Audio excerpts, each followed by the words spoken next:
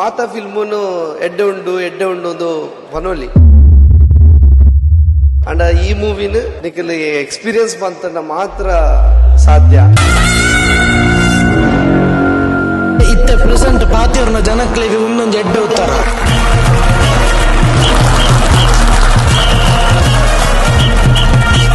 ನೇರವಾದ ನಾಸ್ತಿಕರ ಮನಸ್ಸು ಸಮೇತ ಕಳತ್ವೆ ನಂಬಲೇಕ ಬಟ್ ಆ ದೈವದ ಶಕ್ತಿನಲ್ಲಿ ಮಸ್ತ್ ಪೊರ್ಲುಡ್ ತೋಜದೆ ದೈವದ ಶಾಡೋ ಬಂದಾಗ